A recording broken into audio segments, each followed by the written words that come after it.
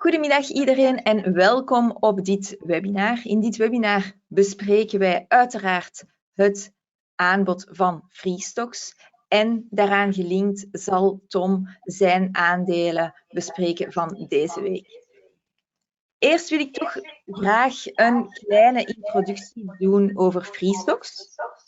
Dus met Freestocks kan u Amerikaanse aandelen en opties commissievrij verhandelen. Zeer mooi aanbod, ook als u gaat vergelijken met de markt van die Amerikaanse aandelen, Amerikaanse opties, zal u zien dat Freestocks eigenlijk niet klopbaar is in termen van prijs, in termen van commissie. Bij ons betaalt u die niet. Wanneer u dit graag eens wilt uit te testen, raad ik jullie zeker aan om een demo-account te downloaden. Dat kan volgens of via onze website. De gratis demo-rekening. Daar klikt u op en onderaan vindt u hoe u een demo-account kan downloaden. U heeft recht op 2 demo-accounts die steeds 1 week geldig zijn.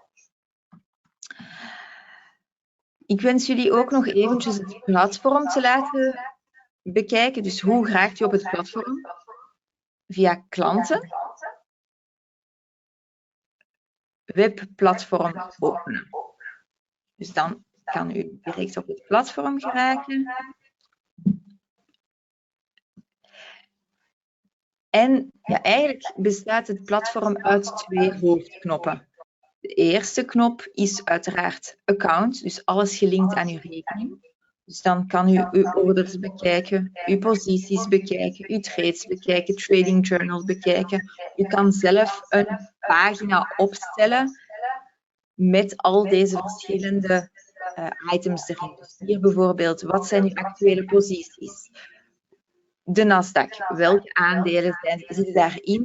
Wat is het percentage die deze veranderd zijn? Wat is de actuele biedprijs, actuele spread, actuele ask-prijs? Dus dit kun je allemaal op het platform zetten. Ook hier onderaan eventueel je orders en hier een mooie grafiek. De tweede knop die je kunt gebruiken is alles gelinkt aan de markt. Dus een grafiek. Die kunnen we hier al rechts. We kunnen een watchlist creëren. We kunnen de time and sales zien. We kunnen alerten creëren. Dus u ziet, ja, met deze 2 knoppen kan je al alles parametreren. Een zeer gebruiksvriendelijk platform. Ook wanneer we hier aan opties doen, kunnen we de optiechain bekijken. Dus hier zie je bijvoorbeeld alle opties gelinkt aan 1 aandeel. Hier bijvoorbeeld het Nvidia-aandeel.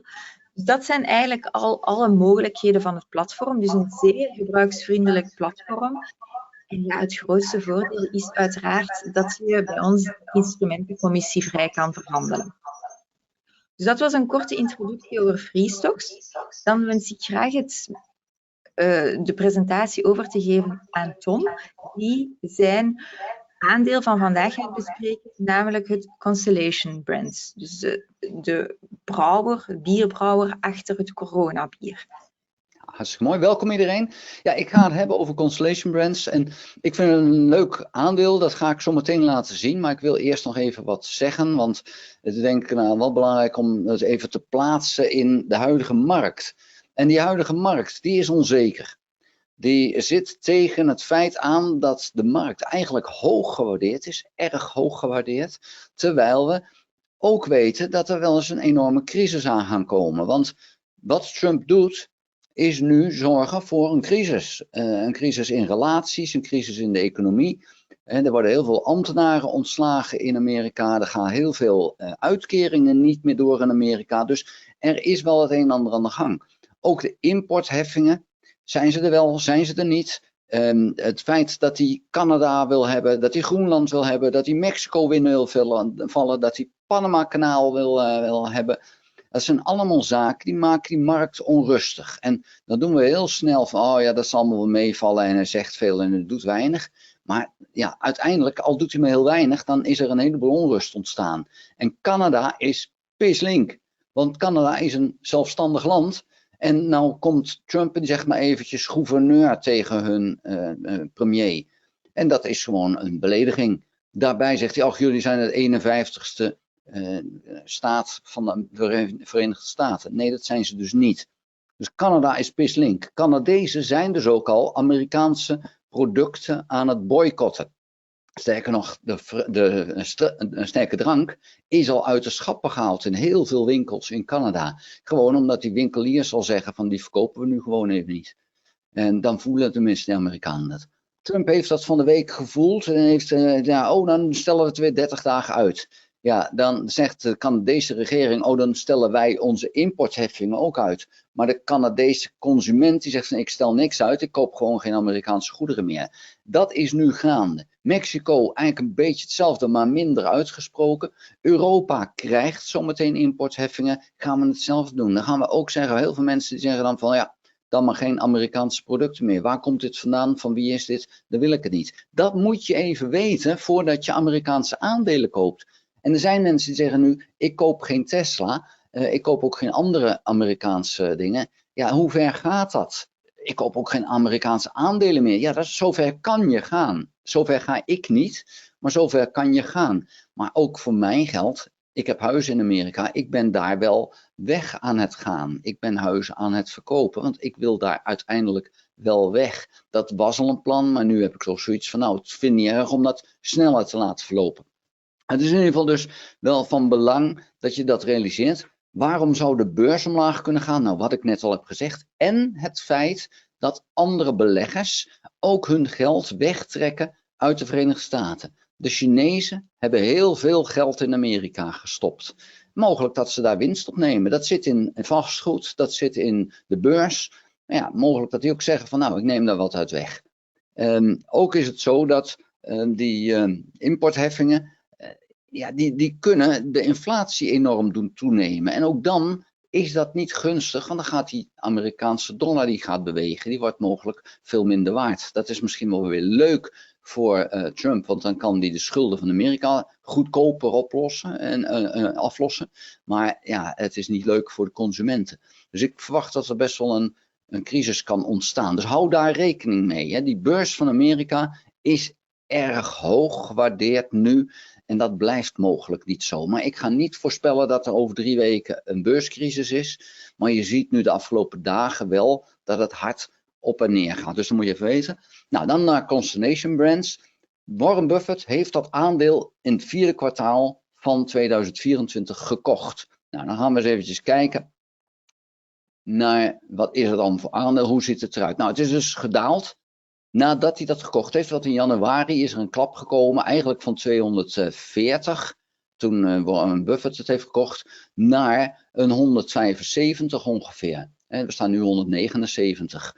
Dus dat is een behoorlijke klap. Warren Buffett zit ook wel eens mis, dat blijkt nu wel.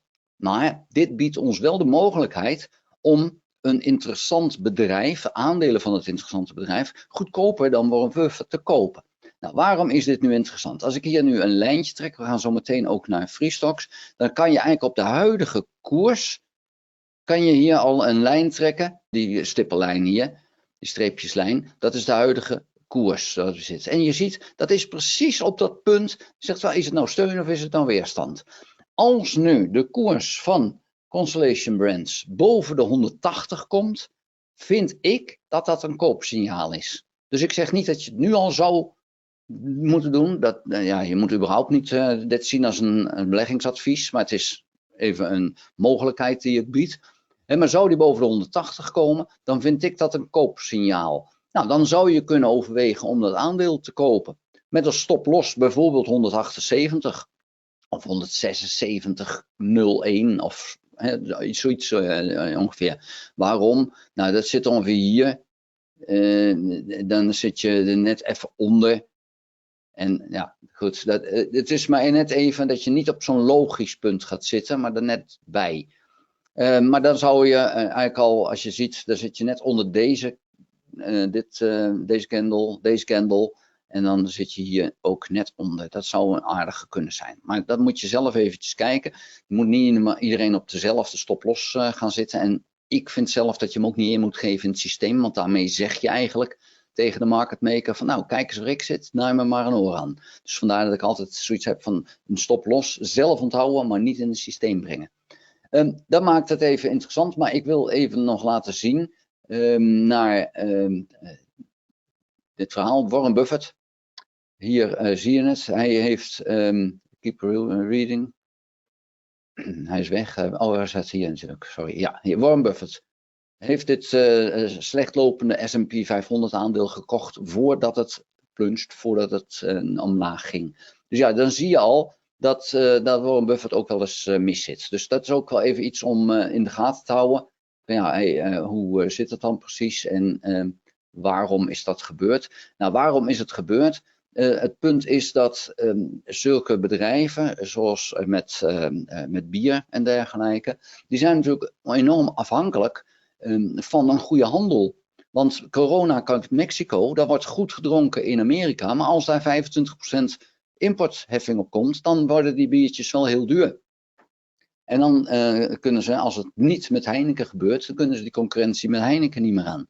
Dus zo zie je dat dat allemaal wel met elkaar te maken kan hebben. En dus eind 2024, toen Trump president werd, toen kwam dus het feit van ja, ik ga importheffingen in. En ja, daar heeft dit aandeel dus de klap al van gehad. Betekent dat als nu die importheffing komt, dat een verdere klap beperkt zou kunnen zijn. Ik ga het niet voorspellen dat het zo is, maar de klap is al geweest in dit aandeel, in feite. Nou, dan even wat dingetjes om te kijken. Als we kijken naar de beurswaarde, die was zo rond de 45 miljard, is nu nog maar 32 miljard. Dus dat is echt wel even een behoorlijk verschil. Koers-winstverhouding, ja, die was eigenlijk rond de 30 en is nu in 47. Ook dat is dan weer eventjes een punt. Maar volgend jaar zou die dan 12 moeten zijn. Dat is niet duur. Warren Buffett ging daar niet voor niks in zitten. Per ratio is 1,09. Onder de 1 is koopwaardig. Ook daar zit hij niet echt heel erg duur. Dus dat valt allemaal best mee.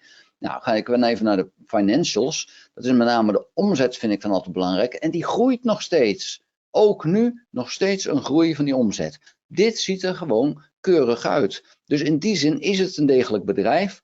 Ja, en dan zien we dus dat die koers echt een enorme dreun heeft gekregen. We zien hier mooi die streep van de huidige koers. En dan zie je dat dat echt wel op zo'n belangrijk punt ligt. Als ze er net boven komen, dan is het wat mij betreft koopwaardig. En ja, dan heb je wel dat er zo rond de 2,15 ligt er dan weer die weerstand vanwege die gap die hier zit. En die gap die komt weer overeen met hier die steun. Ja, want hier ziet hier die steun en die komt precies overeen met hier de bovenkant van deze candle. En dan is het zo van ja, is dat dan toeval? Nee, dat is geen toeval, want er wordt naar gekeken door beleggers. Van hey, waar is die de vorige keer het laatste geweest? Hè? Toen hij een dip had, dat was hier. Oh ja, dan houden we op een gegeven moment hier. Dan houdt het voor wat betreft de herstel, houdt het dan weer even op. Oeps, ja, dit is nu een weerstand geworden. Nou, dat zie je, dan gaat het daarna weer omlaag. En nu zitten we dus hier, hebben we hier ook weer zo'n gap. Hier werd hij net gesloten, maar niet lang. De volgende dag was het alweer weg. En nu zitten we nog steeds onder dit gapje. Dus ja, daar moet je dan minstens boven zitten. Dus boven de 180 vind ik het interessant. Als je het nog veilig wil hebben, boven de 180,4. Nou oké, dat kan dan even, maar dat is dan het puntje van hoe ver, waar wil je hem leggen. Niet iedereen moet hetzelfde willen doen, dat is niet gunstig. We zien hier ook dat de beweging hier van de MACD weer omhoog is. Omzetten zijn aardig, hè? Dat zie je, de laatste tijd zijn de omzetten flink omhoog gegaan ten opzichte van de maanden daarvoor. Dus dit is gewoon een aardig aandeel. Warren Buffett heeft gezegd, ik ga juist naar voedsel aandelen, bier maar even zien als voedsel, want dat is in een crisistijd is dat veel degelijker dan andere aandelen. Dus je ziet al dat hij wel voorsorteert, dat deed hij te vroeg in dit geval, dat biedt ons een kans. Dus daarom ben ik hier voorstander van. Ik heb de aandelen zelf niet. Ik moet erbij zeggen, nog niet. Het kan zijn dat ik ze alsnog ga kopen, maar zover ben ik zelf ook nog niet. Maar dit is wel het punt van, ik denk van, het is fundamenteel een goed verhaal. Het is niet te duur. Maar ja, waarmee ik al begon, er kan nog heel wat onrust gaan ontstaan. Als er een beurscrisis komt, gaat dit aandeel ook fors omlaag. Dat helaas. Als je dat wil voorkomen, ja, dan zou je moeten combineren met het schrijven van bijvoorbeeld call-opties om een stukje premie te krijgen. En dan met die premie een put-optie te kopen, zodat je het verlies kan beperken. Dat is een mogelijkheid. En dan moet je met opties kunnen werken. Nou, ik zal in de beschrijving van de video een link zetten naar een gratis optiecursus. Dat zou een mogelijkheid kunnen zijn. Maar ja, voor de rest, je moet het natuurlijk uiteraard zelf overwegen of dit iets voor jou is. Eveline, zijn er vragen? Ja, Tom, er was inderdaad een vraag. Ik zie hier dus wanneer er een crisis aanbreekt, zou Warren Buffett aanraden om naar de voedingsindustrie te gaan. Zijn er andere industrieën dat bij crisissen goed werken? Bijvoorbeeld healthcare. Zijn dat, Nou, ja, healthcare is even een punt. Dat is in Amerika met name is dat heel erg duur en heel erg onpopulair op dit moment. Hè? Want er is natuurlijk een CEO van een bedrijf is doodgeschoten en toen bleek pas hoe gehaat die bedrijven eigenlijk zijn. Maar een van de andere dingen die in een crisis interessant is natuurlijk goud. Hebben het goud fysiek zelf, maar ook goudmijnaandelen. En die zijn nu ook interessant, want die zijn laag gewaardeerd. Die goudmijnen zijn achtergebleven in koers, die aandelen daarvan. Dus ook daar zou je naar kunnen kijken om te zeggen, ja, ik wil wat meer zekerheid in mijn portefeuille creëren. Ja, dan is dat ook een punt waarvan ik zeg van, daar zou ik daar ook naar kijken. Omdat dat ook een stukje defensieve insteek is naar je aandelenpositie. Het feit van een aandelenpositie is natuurlijk wel offensief. Aandelen koop je omdat je denkt dat het goed gaat. Op het moment dat je echt het idee hebt van ja, dit gaat gewoon niet goed, zou je eigenlijk geen aandelen of minder aandelen moeten hebben. En gisteren hebben we de presentatie in Mechelen gehad. Daar heb ik ook de 4 pijlers laten zien. En de 4 pijlers bestaan uit aandelen, crypto's, opties, vastgoed, leningen, dus dat kunnen zijn echt consumentenleningen, maar ook obligaties. En dan de laatste, welke heb ik al gehad? Even kijken. Vastgoed heb ik gehad. grondstoffen. Ja, edelmetalen. Ja, dat is hem. Ja, dankjewel. Inderdaad. En die edelmetalen, dat kan dan met name natuurlijk fysiek zijn. Maar ja, goed, dan moet je even naar kijken van op het moment dat je echt zegt, ja, ik verwacht een crisis, dan moet je die andere pijlers sterker maken en je aandelenpositie juist zwakker maken, kleiner maken. Ik zeg niet dat er helemaal uit moet, maar ik ben wel ongerust, laat ik het zo zeggen, over hoe het nu staat. Juist omdat die beurs in Amerika zo hoog gewaardeerd is en we gewoon zien dat heel veel partijen daar geld weghalen. Ook ik zelf. Dus het is niet zo dat ik denk, oh, dat doen hun alleen. Nee, ook ik heb vandaag weer $100.000 dollar uit de VS weggehaald. En niet met de intentie om het daar terug te brengen. Dus in die zin, het is een traject wat meerdere mensen inzetten, meerdere instituten inzetten. En dat gaat toch zijn gevolgen voor de Amerikaanse beurs hebben, denk ik dan. Zijn er verdere vragen? Nee, er zijn geen verdere vragen. Ik wou ook nog eventjes vermelden dat Freestocks en de Stockbox Services daar ook interessant op inspelen, namelijk met de short stockbox. Dus met deze stockbox gaan we enkel short op aandelen, dus dat Amerikaanse aandelen.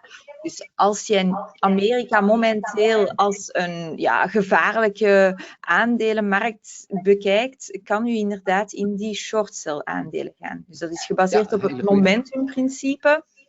En dus de aandelen die momenteel slecht presteren, zullen worden geshortcelled in uw stockbox. En dan uiteraard met de bedoeling dat die nog verder gaan dalen. Dus wanneer je daar extra informatie over wilt, ook hier onderaan de video, zal ik de link naar de short sell stockbox nog eventjes extra vermelden. Dus ik zie geen verdere vragen. Dus dan wens ik u alvast een zeer fijn weekend, ook aan alle mensen die gekeken hebben. En dan zien we elkaar volgende week terug. Ja, bedankt voor het kijken allemaal. Houdoe.